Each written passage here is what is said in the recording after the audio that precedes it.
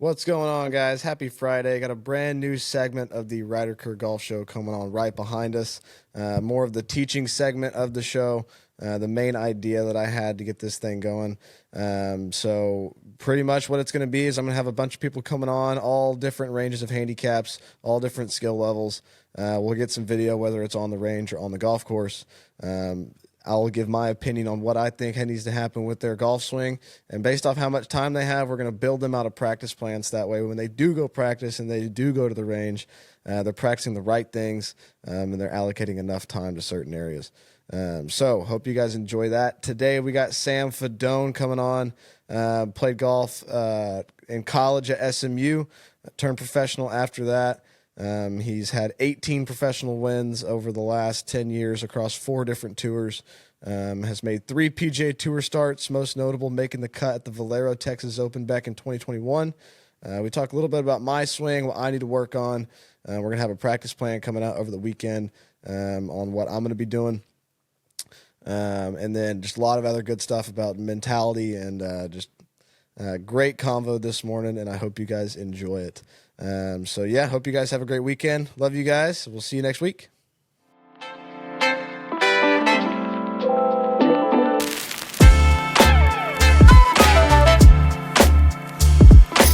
How are you, brother? Killing it. Getting a little busier, which is fucking. Yeah? Yeah. Can I cuss and everything? Yeah, you can say whatever. You can say whatever you want. All right, cool. Dude, I mean, the last time I talked to you, you were heading to Q school, and then I never saw you again. Oh yeah, I know. It was fucking just getting prepped for that. I knew it was my last go. Yeah, is that what the thought was? Like, if it didn't work out, it was done? Yeah, I wanted the mentality of like, I don't know. I watched a bunch of, I guess, Marines talk about Yeah. going to war and everything, Uh-huh. and every time they prepared for it, they didn't necessarily prepare to come home. They just prepared to be the best at what they did, and every second went into that Yeah. because they knew the better they were at all the little things, the more likely they are to save their buddies' lives and then save their lives. So my thought was like, I need to cut any type of um, mental distraction out for me because I love Yeah. people. I love having Uh-huh. fun. I love hanging out with the homies. And sometimes I think that hurts me. Now, maybe I overthought it. I don't know. I Yeah, told maybe. somebody, yeah, I told somebody yesterday. Um, I think it's going to take me a few years to learn what exactly happened at my second stage, and then Yeah, because after I mean, that, first stage you came out and you fucking won. I mean, by a lot. I mean, not by a lot, but like I've never even top 10 at first stage. The only yeah, time I've actually gotten through first stage, um, like proper first stage, is I like barely scraped through on the number and all this stuff. And so that was nice to be able to just dominate first stage. yeah, Yeah, and the second stage came about, and I felt like maybe I put too much pressure on myself. I don't know. And then do literally you, after that first round, I gave it hell. The second round, and then after that, I kind of knew the cake was over. So I started planning yeah, for the future. Um, Immediately, like right when I landed back in Dallas, I didn't mope or anything. I just hit the ground running. I started talking to my connections. I started talking to my people and my club, and I was just like, I'm ready to start a new life. yeah, I get that life 1,000,000%, especially that last year. I cut everybody off basically, yeah? uh, And you're grinding. That's all you're doing. and I was grinding, and I was getting strong and doing everything I had to do to, or at least what I thought I had to do. And I'm proud. Yeah, I'm proud of that. I'm proud that yeah, I stayed disciplined enough to do that. That was the biggest thing, yeah. I mean, you did some good stuff last year too. You had a lot of good weeks. dude. Do you, I've never played that consistent in my life. yeah. Do you think it would have been better for you to go do stage two earlier? Like, not wait until that last one and just go to the next one right after stage one?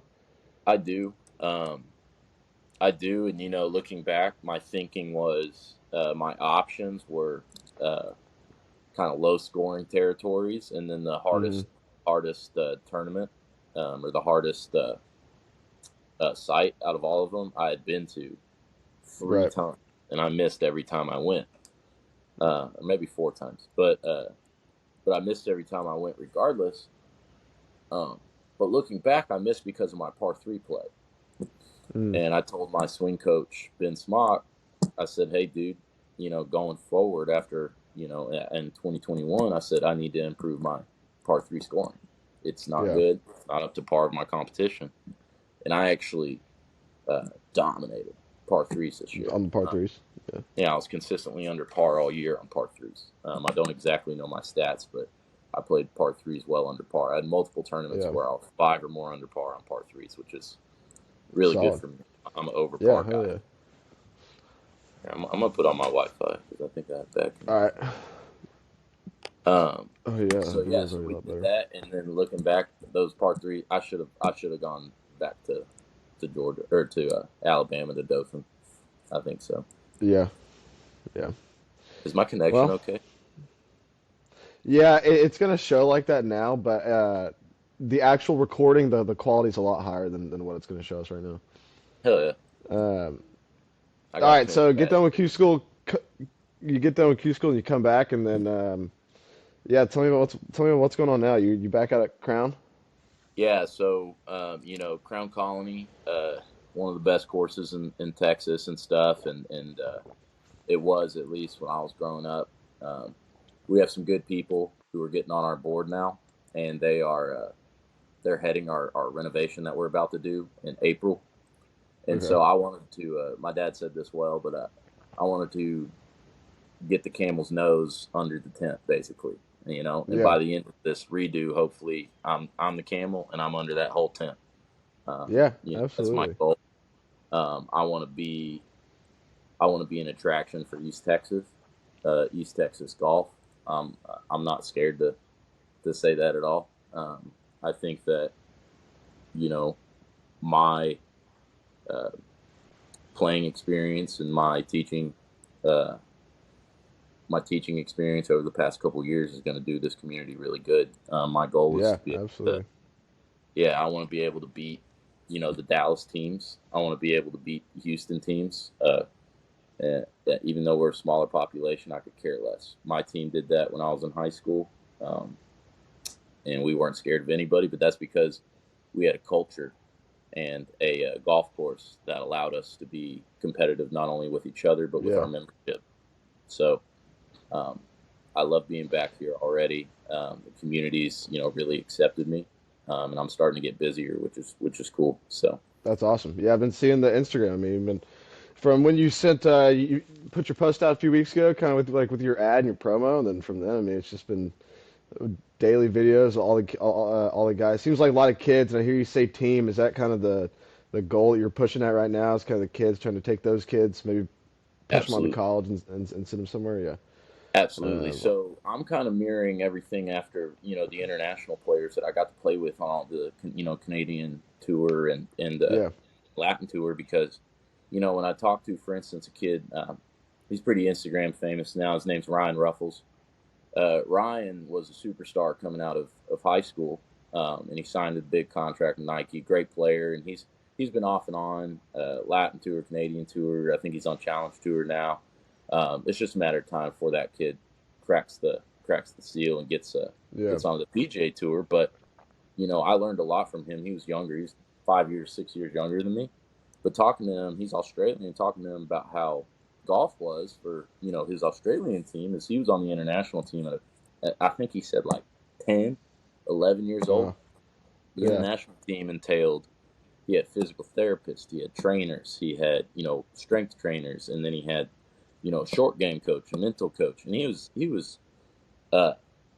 had all these resources from such a young age, at 10 years old. Yeah, that's crazy. And so I talked to other international players, not so much the South American teams, but like Mexico had an international team that was pretty decent, but a lot of these European teams, Australians, New Zealanders, and then like I said, European teams, especially Scandinavians. They tend to not discriminate on class or age.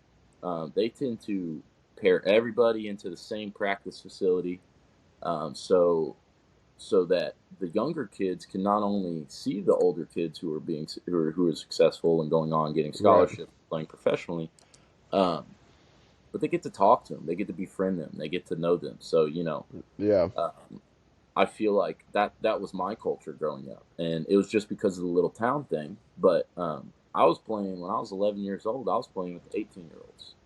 Yeah. I wasn't necessarily hanging out with them, but we would play. And basically, golf takes 4.5 hours. You're playing with somebody for four Right. hours. You're gonna get to Yeah. know them.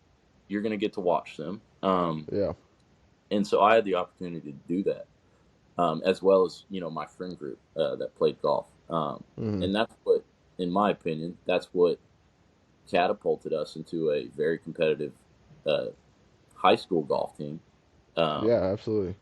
Simply because we had a culture of, just because you're 12 years old doesn't mean you can't compete with somebody who's 18.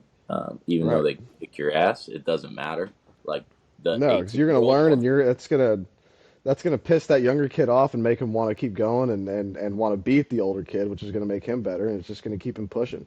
And then, especially if that older kid gets beat by the young kid, then it's like, well, I got to go back to work because clearly something ain't right if this young kid's beating me.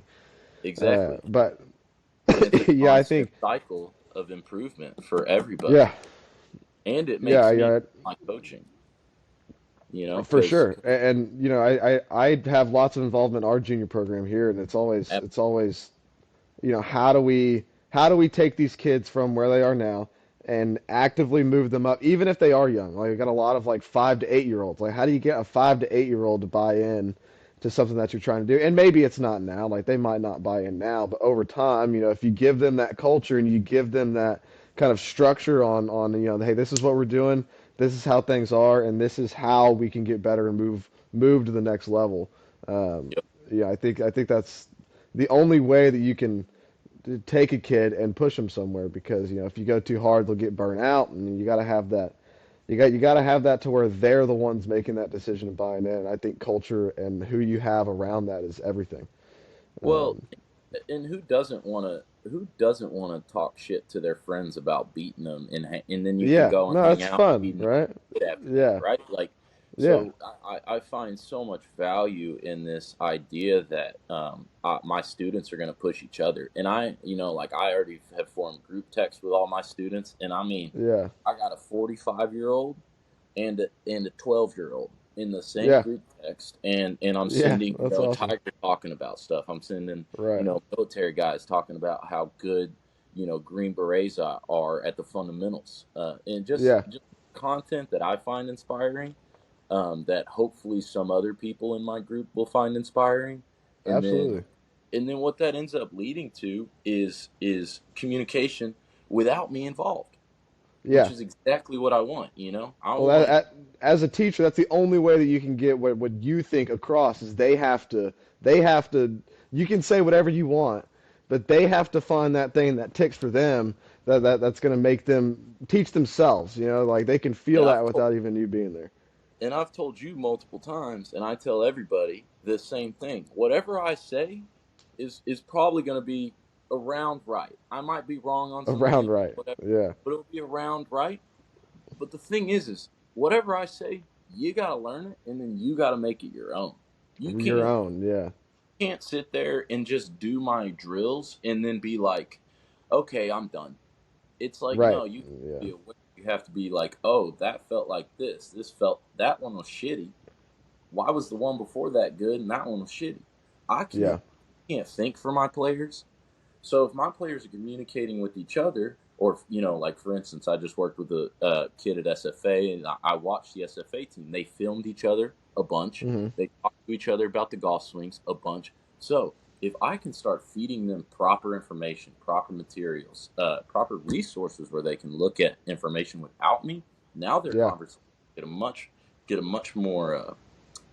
Not only the conversations get higher level, but they also get quicker. So Yeah. the improvement becomes faster because each Yeah. person is now doing their own work, because they're talking to a lot of different opinions based on the information that I gave them and what they're trying to work on Absolutely. thinking of. So I love that idea. Like like I said, like I want my players eventually teaching themselves and each other, whatever that Right. may be. Mental game. Yeah. Like if I'll go out, like I told my SFA guys, and I tell every college kid when I see them, I say, hey, dude, you want to go party? That's great, you know, but you need to be able to know when you fucking put it down and go work Yeah. and go get good Yeah. if you got districts coming up. And then what you need to do is keep each other accountable for that. Because at Right. the end of the day, if your team looks good, it's going to make you look good. And all these kids, you know, even the SFA kids, uh, some of them SFA's their forever place, and they're going to Yeah. graduate. Some of them want to go on further. I got a kid at Yeah. UT Tyler who I just saw for the first time, Carson Ray. Kid's a Oh stud. yeah. I looked him dead in the eye and I said, "Are we staying at UT Tyler?" And he was like, "Nah." I said, "Where do you Hell want to no. go?" Gotta get out of Tyler. He said, "I'll go. I would love to go anywhere. You know, I'd love to go Yeah. anywhere bigger than what I'm at now." And I said, "Perfect. Let's do it." And he's talking to all my SFA kids now. You know, so That's awesome. Yeah. yeah, so that's kind of culture I like. I like that. So I think this is a good pivot point because like just kind of following up everything that you just said. The whole point of what I'm trying to do here with this is to have some guys on no matter what the skill level is, and Mm-hmm. kind of go through, watch them swing.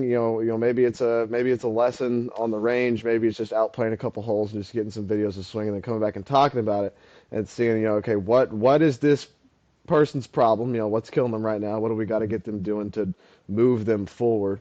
But also just kind of how that person thinks too, and what stage that they're at. Like whatever level they're at, how that person thinks around the golf course, and then kind of using those people that other people can see that, relate to that, and understand that, and try to help them move forward as well. So that being said, I wanted I just think to you're a start good with me. for that, by the way. I think you're a phenomenal communicator. You're one of the best communicators I've seen to people of all levels. So I think you're the perfect person to do this. Well, thank I've you, told sir. you I this many appreciate times. that. For me, I got to learn. It takes me a minute to tune things out. Like when I'm working with a beginner versus a college kid, I don't see you Yeah, having big difficulty of being able to segment your mind on how do I identify simple goals for this player who's just sure. beginning versus these complicated goals. You're very good at communicating, so I think you're a perfect conduit for this.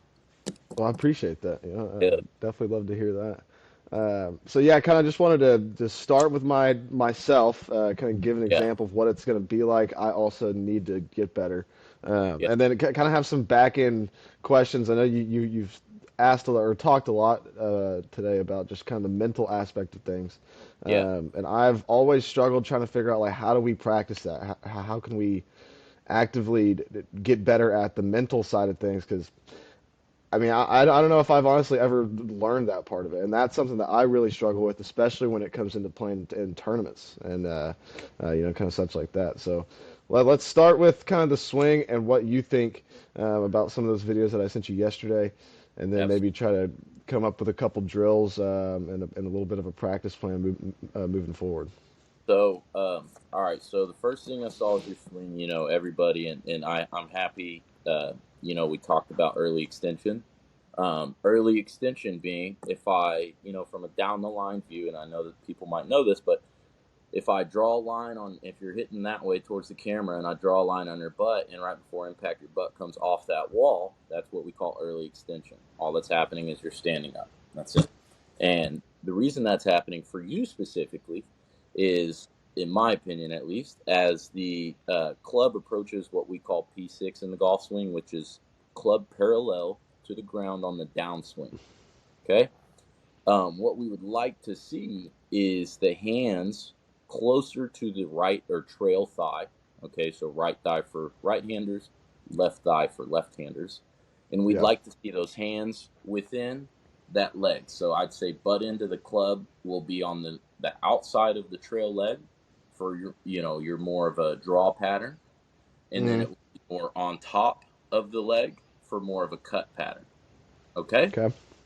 and what I see with you is if we bring you down to where hands get to the thigh, that club's almost in line with your trail leg versus parallel to the ground. And so what happens is you have lost two things. You have lost side bend, Mm-hmm. okay? And you've lost Yep. trail arm uh, flexion.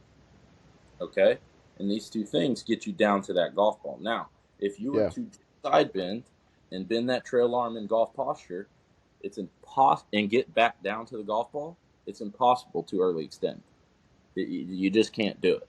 Okay, Okay. so what I would see and what I would like for you to do is, big training aid out there right now is it's the one on the wrist. The I'm dropping Pro Genghis. Center. The Pro Center. Yeah, no, not that one. The Pro Center. Oh, That oh, I know what you're talking about. Yeah, David yeah. Woods and I believe Sean Foley was a part of that development, but David Woods was Okay. the guy that developed it. And what that's teaching players is how long their their trail wrist is staying bent into the downswing. Okay, so what Okay. we see with the best players in the world is as they get down to P6, which is once again club parallel to the ground, Yeah. we see right wrist in a bunch of extension. We see this right arm on the body and still flexed, which makes you side bend more into the golf ball, which reduces that early extension piece. So Okay. one that I really like, and I'm a huge fan of, it's everywhere on social media, is we would take your setup and we would literally just go set the wrist, not Mm-hmm. further off of our body, not more in front. We would just set our wrist and not Yep. vertically off of our body this way. And then I'd want you to just hit shots from 9 to 3, okay, over exaggerating right side bend. Just Okay. holding it through. At what we call P8 or club back to parallel on the ground. So we're swinging from, if this is our swing plane right here, or if this is our, Yeah. zone right here, this is P6, P7 would be impact, P8 would be just post impact, club parallel to the ground. I would like you to feel as if those hands are staying like this, okay, and those wrists are staying, um, that's radially deviated or cocked, Yeah. okay, as long as you can, and then releasing this club into P8. Okay. Grab your club, put your club on your trail side here, and then rotate to where the club is on top of the golf ball. And then from there, place the club back behind the golf ball, grip it, and spring back, spring through, and hit the ball. And that's a perfect drill for you to do to get better rotation. What we're trying to achieve is more right side bend into the golf shot. If you have more right side bend, that club can't unload Yeah. as a. And I mean, that's my biggest thing. Like my miss, I always feel myself standing up and coming out of it. And I feel like the second that I do that, second that hip comes up, that trail arm's going to go ahead and release out, and Absolutely. everything's kind of thrown way too early. And that's correct. And so what ends up happening there, for instance, you sent me one video where you were flexing the wrist more at the top. Now, Mm-hmm. that does shallow the club. That will also pin the trail arm more into the body because we're tightening our elbows as I do that. Yeah. And start flexing my wrist in golf grip here. If I flex my lead wrist, my elbows are going to punch together like this. If I Mm-hmm. extend, they go like that. Yeah. Okay.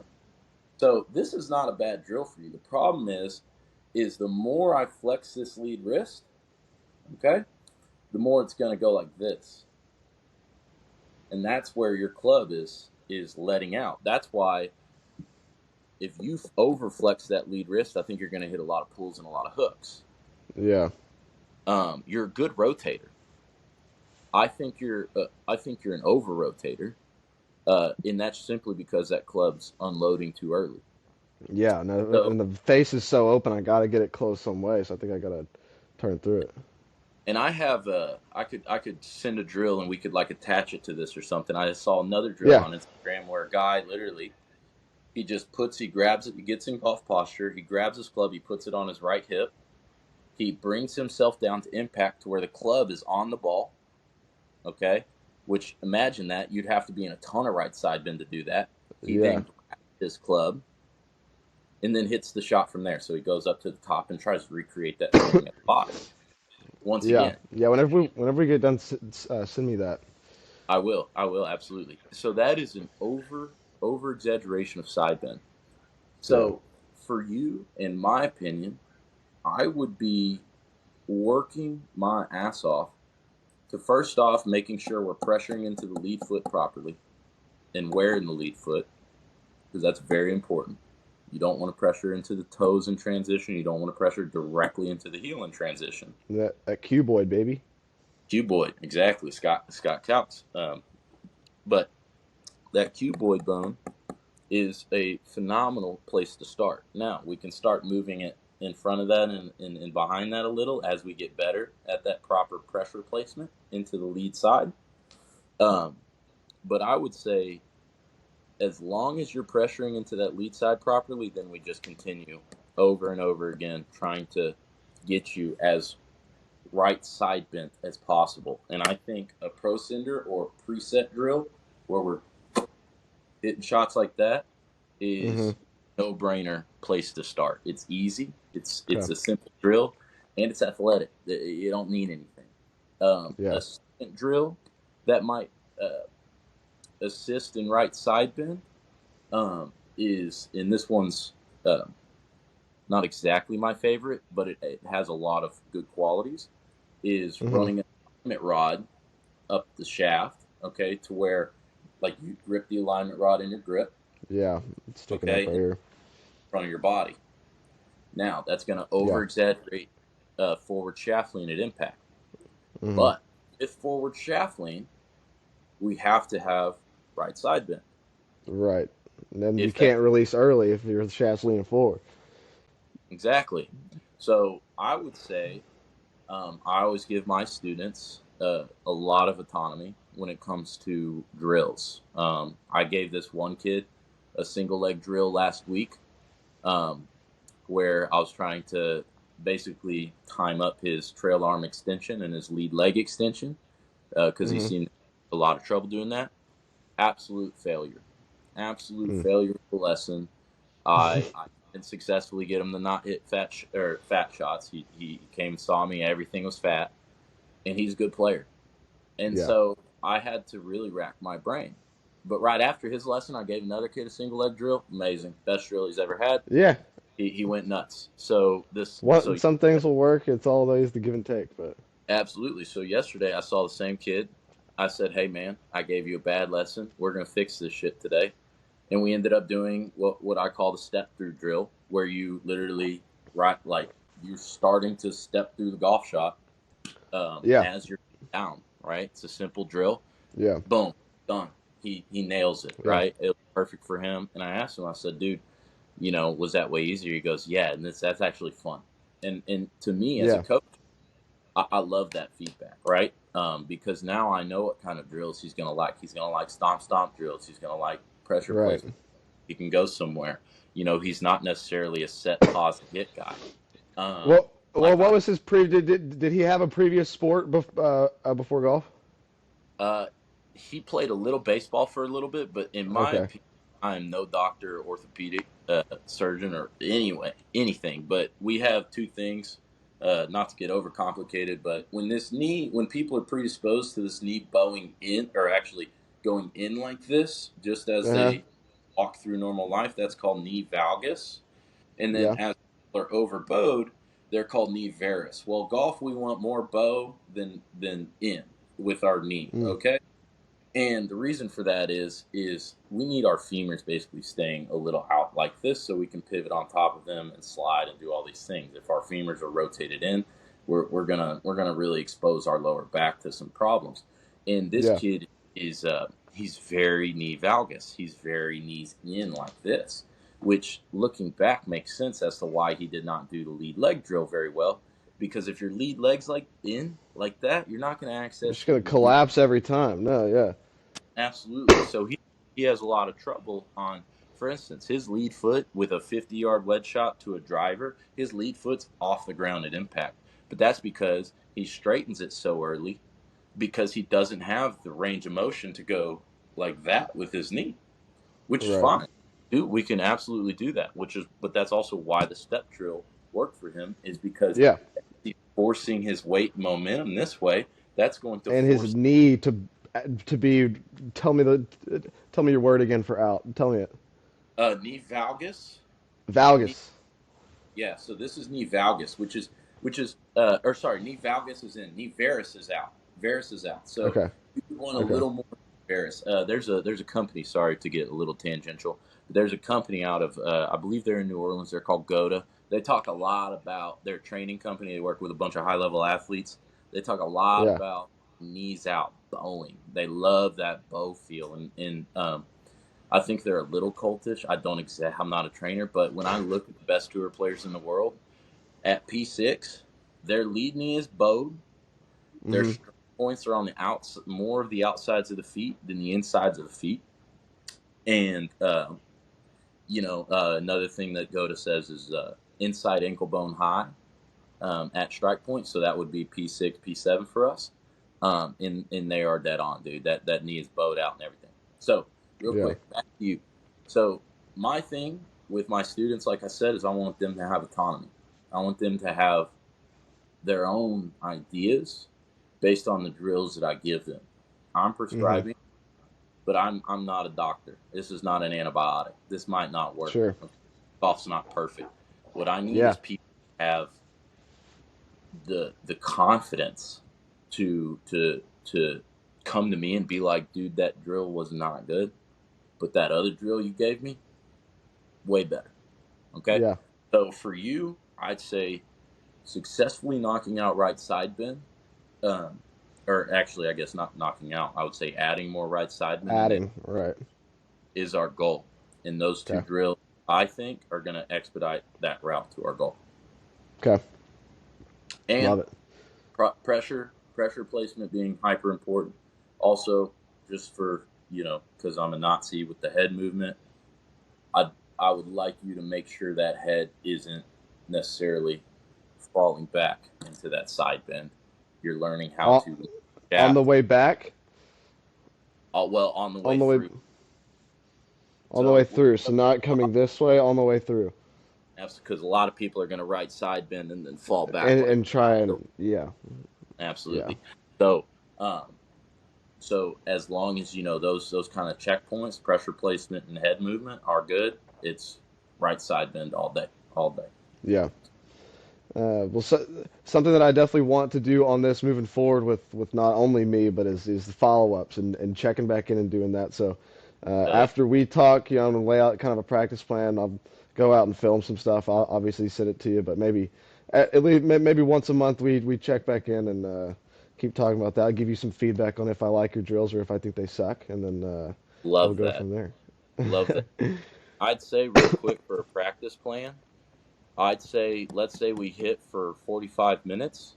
Hmm. Um, I'd say 20 to 25 minutes at the most is trying to achieve right side bend.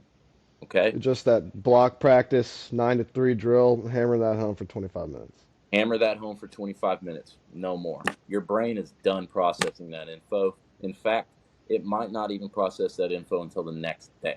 Okay, Yeah. we sleep. Huberman podcast. You want to learn anything? Watch him about any type of neuroscience.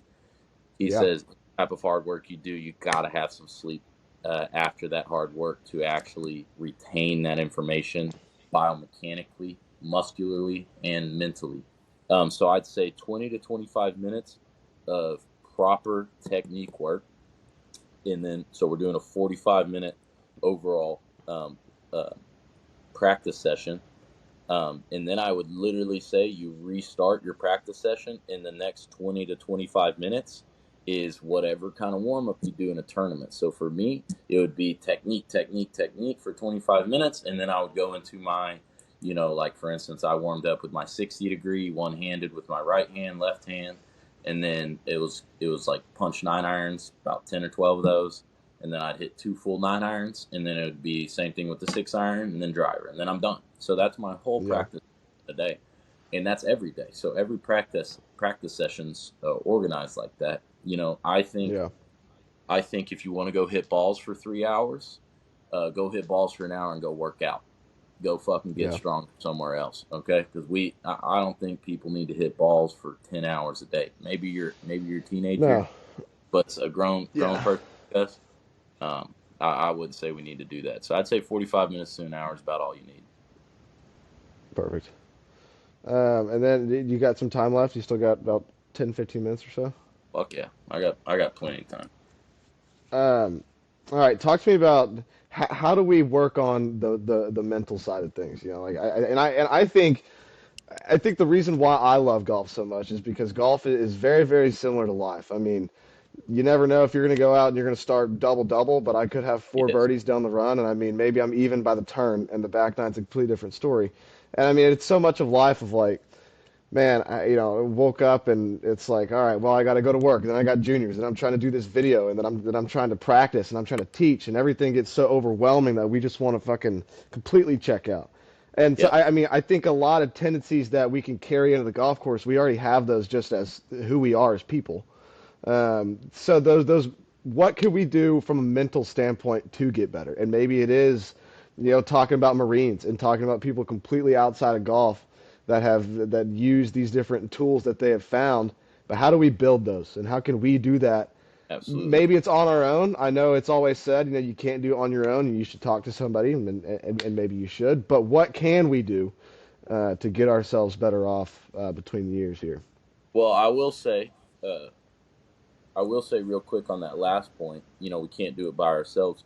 I agree with that idea. We can't do everything by ourselves. For instance, venting is incredibly healthy for Yeah. all humans.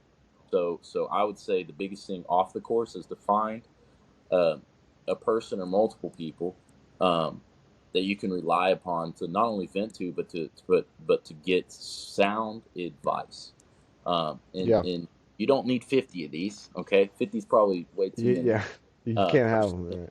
absolutely. Personally, I have like four Yeah, people that and they're obviously all older than me, um, who have had either it doesn't have to be tough life experiences, but it's from a successful businessman to cancer survivor. Anybody who I find will have um, not only knowledge about my whatever situation I am venting about, but good sure. advice and sound advice of what to do going forward. So I think venting is very Yeah, important for especially for golfers, dude. It's so mental. yeah, Now, very. I got a question for you, but first I'm gonna since we're on venting, I'm gonna go to breathing. So I'm no scientist, okay? I'm no scientist. So anybody who watches this who says you're wrong about all this, it's fine. I probably am. But Fuck them. what I've learned in my past is there's something called the autonomic nervous system, and that system basically regulates our emotions, and through a lot of ways. And in that autonomic nervous system, we have our parasympathetic and our sympathetic nervous system. Our sympathetic nervous system regulates fight or flight. Okay, so that's anxiety, basically, is how I regulate that. And and then our parasympathetic nervous system regulates um, calm sleep. So when we're in our deepest sleep, we are most engaged into our parasympathetic nervous system. Hmm. Um, Now we don't want to be asleep when we do shit. Okay, so but we always want to be kind of favoring that parasympathetic nervous system, especially for golf, because subconsciously you are anxious when you're playing golf, whether you know it or Yeah, not. Okay, like when people are like, I don't care. You don't care because you're not meeting the expectations that you did. So your fight or flight said, flight. I don't care about emotions. I'm gonna shotgun these beers. Okay, yeah, so by the time you're done, right? So the way I kind of look at things is I'm gonna put P to S, parasympathetic to sympathetic, and I'd say we're always trying to favor right about here in this parasympathetic. Now, how do we engage that? To that you have to win a tournament or whatever.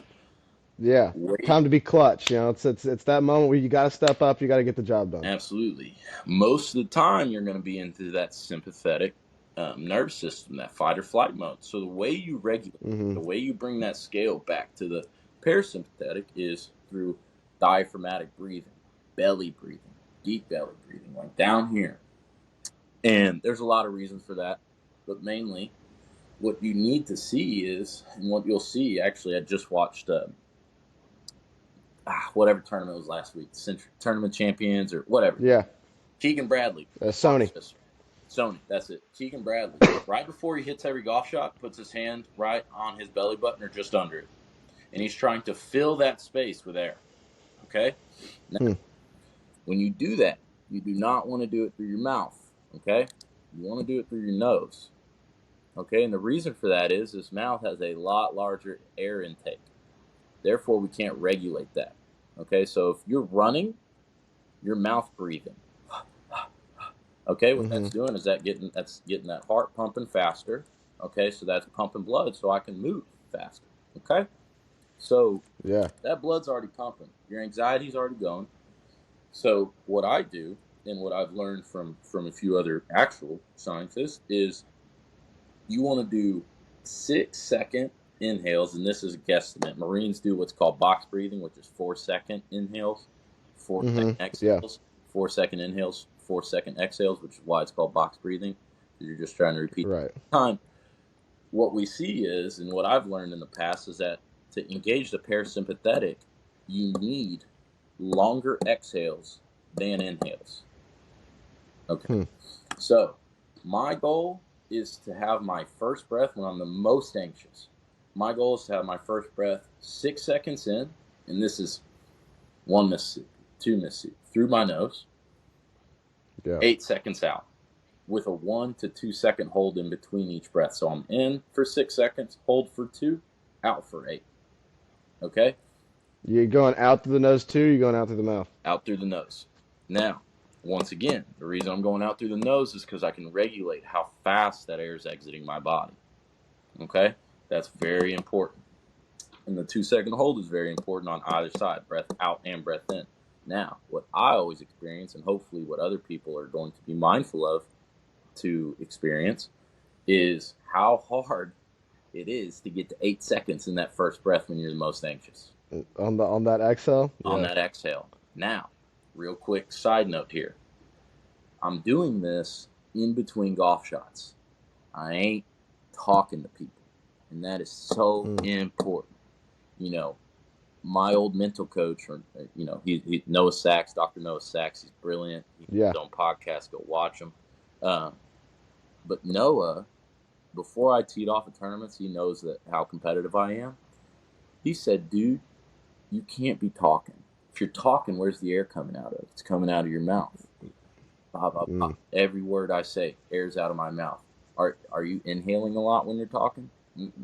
You're exhaling. Bunch of exhale. Absolutely. About your mouth. And that's honestly such a huge tell just in life, to see when people get nervous too and they get anxious about things. You'll notice they'll either going to start talking more or they're going to start talking less. I'm one of those people where I'm going to start talking way more. Yeah. I'm going to start talking about everything because I'm trying to divert my mind from, either thinking about it or also trying to like put this person in their head like, hey, I don't suck at this, Absolutely. And so and if I do, at least I'm cool, or at least I got some type of personality. Well, it's because because you and I share this, in my opinion, and correct me if I'm wrong, but we definitely have people pleasing behaviors.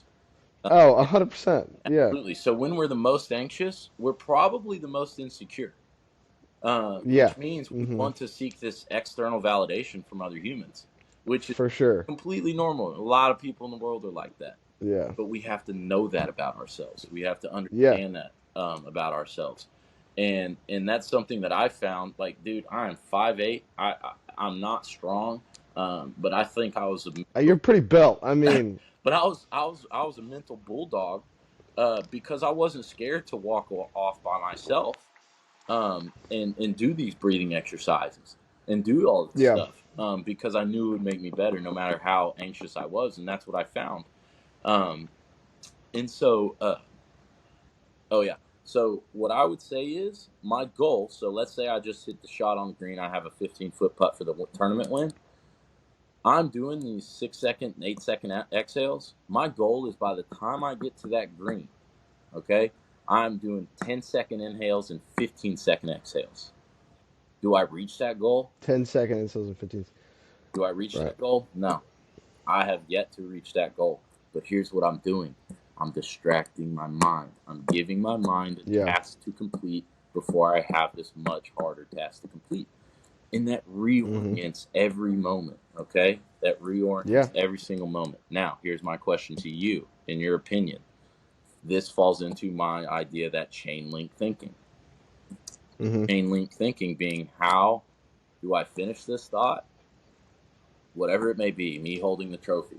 I want to finish that thought. I want to see myself holding a trophy, but I don't want to be scared of that. Yeah. I don't want that to cause anxiety. What I want to do is I want to be able to look at that and then reset and be like, hey, how about you do an inhale here and then an exhale?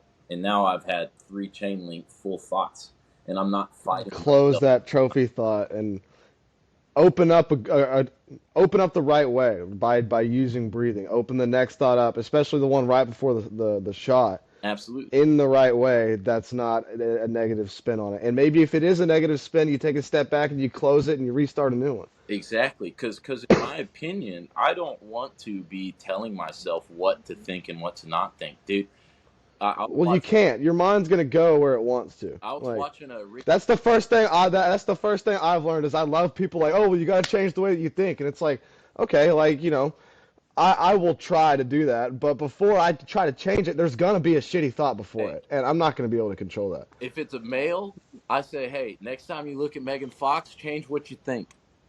They're not going to. Their first instinct going to be the same. If it's a female, they see a Yeah, Hemsworth, it's going to be the same thing. They ain't going to be able to. yeah, It is natural instinct. It's natural uh-huh. instinct to be like, damn, you know. So why are we going to stop ourselves from doing that? I don't want to be like, hey, don't think that, don't think that. Like, Right, I'm here to complete tasks. That's all we're doing in golf. Task, task, task. Complete, complete, complete. And that's hole by hole, shot by shot. And so for me, it's like I want to see myself holding that fucking trophy. If I don't know what that absolutely, looks like, how am I going to get there? You know. right, But I also want to be able to stop that thought or finish that thought and be like, okay, what's the next simplest thing I can do? And I've done things in tournaments where I've literally written this down to myself in my yardage book. I've literally been like, that trophy looked cool this morning, but I can put my right foot in front of my left foot and start walking. mm-hmm, Like, now I'm completing a walking task. I know that sounds simple, but right, if you listen, if you read, like Mindset, for instance, which is a book by Carol Dweck, pediatric psychologist, she's brilliant. She talks about how important it is to teach kids um, to complete simple tasks before giving them very hard tasks. If you mm, give a kid a hard task, or if you just give a person a super hard task, they're going to fight or flight, and they're going to yeah, leave or get incredibly frustrated with themselves. But if you yeah, set somebody yeah, up for success over and over and over, that big task doesn't seem as daunting. That's what the legend says. I actually have no proof of this is true, but Earl Woods would not move Tiger Woods up an age group, and he mm. wanted Tiger to just go beat the shit out of his friends, Dominate, yeah, dominate. just to get that confidence and to No matter how get he, used to winning. And see, that's actually interesting that you say that because something that I've kind of recognized just from my life and how things have gone is that I'm very, very good at handling adversity. I can take it. I mean, I've been through some shit. I can go through it and be fine.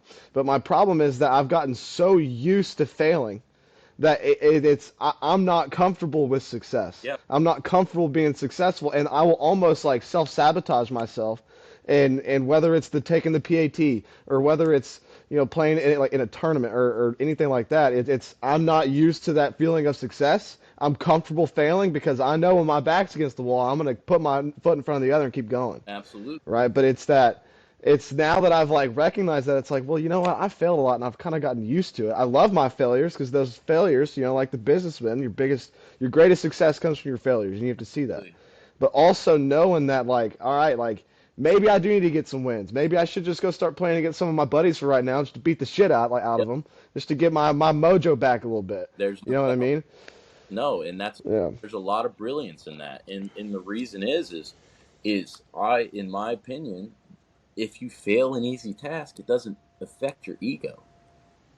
It, it Right. it simply is like, oh, I can fucking try that again.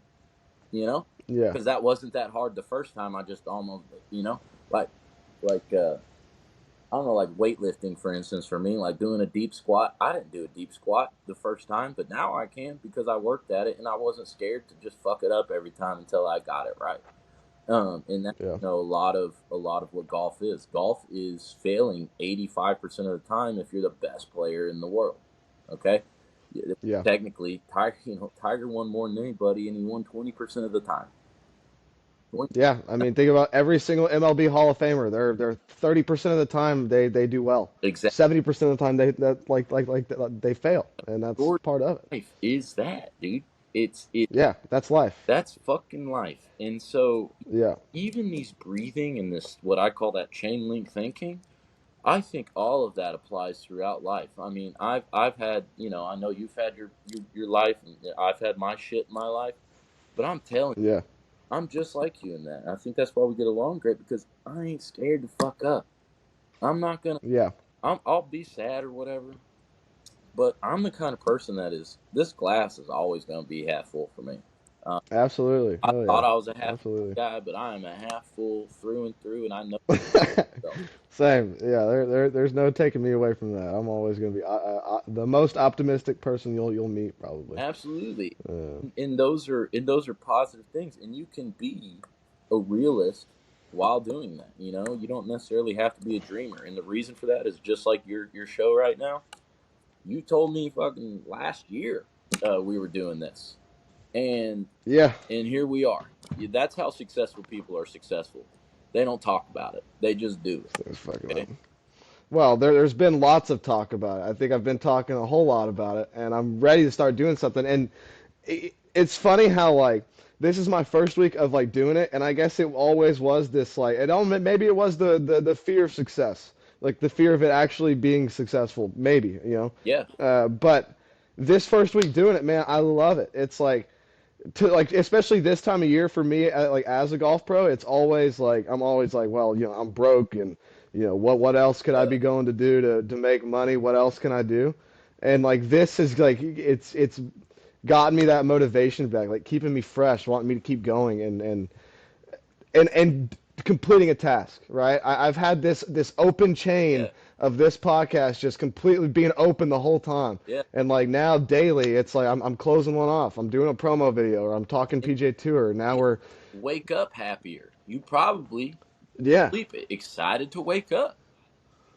Yeah, well, especially when the golf course has been closed all week. I've literally been sitting at home. I need something to do, so this has been a great week to kind of kickstart it. No, But dude, I've loved this today. I want us to kind of keep following up and maybe do it once a month. yeah, But this has been awesome, and it's been fantastic. I'm gonna shut the recording off here, in just a second. I got some things I want to talk off the record about. But yeah, this was sick. I've loved this. hell yeah, Out at Crown Colony now, teaching out there full time. yeah, absolutely. Yeah, Calling full time. hell yeah. You know, Best way to get a hold of you, for people that don't know, maybe just through Instagram. Instagram, Instagram's definitely the best way to do it, and just yeah, I'm down to help. I like helping people, whether they're paying me or not. So if people want to send me swings, I'm more than happy to send you a free, diagnosis of what I think we can do to get better.